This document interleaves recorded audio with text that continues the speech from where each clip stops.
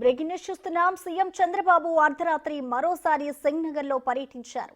బోట్లో ప్రయాణిస్తూ cell phone camera లైట్ల వెలుతురులో బాధితులను పరామర్శించారు. స్వయంగా ఆయన బాధిత కుటుంబాలకు ఆహారం అందించారు. అంతేకాదు సహాయక చర్యలు ఎలా జరుగుతున్నాయని వారిని అడిగి తెలుసుకున్నారు. బాధితులు చెప్పే విషయాలను సీఎం నోట్ చేసుకున్నారు. మరోవైపు వరద ఎక్కువగా ఉంది కాబట్టి సహాయక చర్యలకు కూడా అంతరాయం కలుగుతుందని వారికి చంద్రబాబు వివరించారు.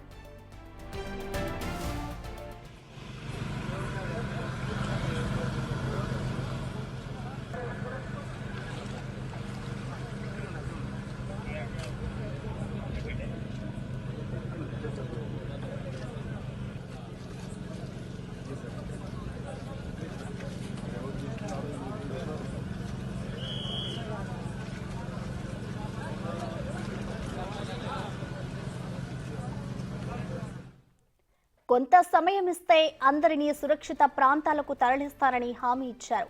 భయపడాల్సిన అవసరం లేదని, బాధితులందరికీ తాను అండగా ఉంటారని భరోసా కల్పించారు. సాధారణ పరిస్థితులు వస్తాయని చెప్పారు. వరద ప్రభావిత ప్రాంతాల్లో ఉన్న వారి ఆత్మస్థైర్యం దెబ్బతినకుండా ఉండాలని మరోసారి వారి దగ్గరకు వెళ్లానని మీడియాకు తెలిపారు చంద్రబాబు. కొంతమంది రోగులు, వృద్ధులు కూడా ముంపులో చిక్కుకుపోయారని ఆవేదన వ్యక్తం చేశారు. అందరినీ రక్షించి తీరుతామని హామీ ఇచ్చారు.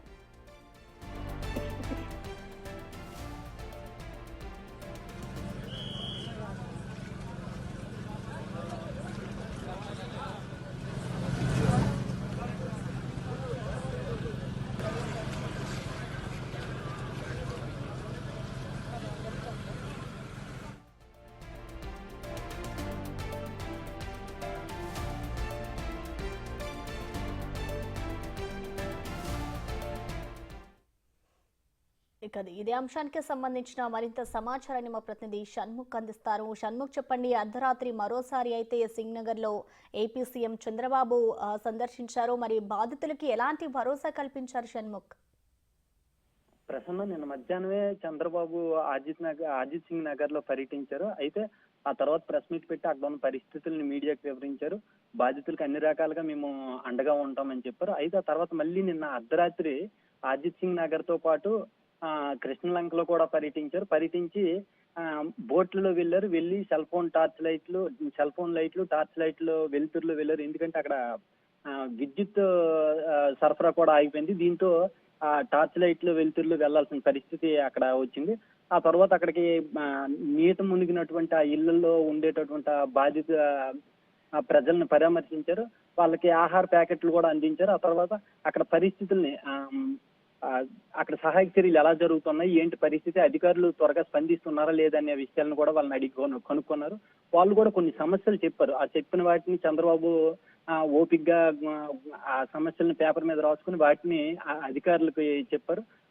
వెంటనే ఆ సమస్యలను పరిష్కరించాలని చెప్పారు. ఆ తర్వాత అక్కడ ఆ ప్రజలకు కూడా చెప్పారు, వరద ప్రభావం ఎక్కువగా ఉండటం వలన సహాయక చర్యలు చాలా ఇబ్బంది అవుతున్నాయి, కొంచెం మీరు కూడా అర్థం చేసుకోవాలి. అలా అని మిమ్మల్ని ఇక్కడ విడిచిపెట్టేటటువంటి పరిస్థితి లేదు. ఖచ్చితంగా సోమవారం ఉదయం 8-9 గంటల ఆ సమయానికి మిమ్మల్ని ఇక్కడి నుంచి ఖచ్చితంగా తరలిస్తాం. ఇక్కడి నుంచి తరలించిన తరువాత నేను కూడా ఇక్కడి నుంచి కదిలి వెళ్తాను, అంతవరకే కదిలి వెళ్ళేటటువంటి పరిస్థితి లేదని చెప్పారు.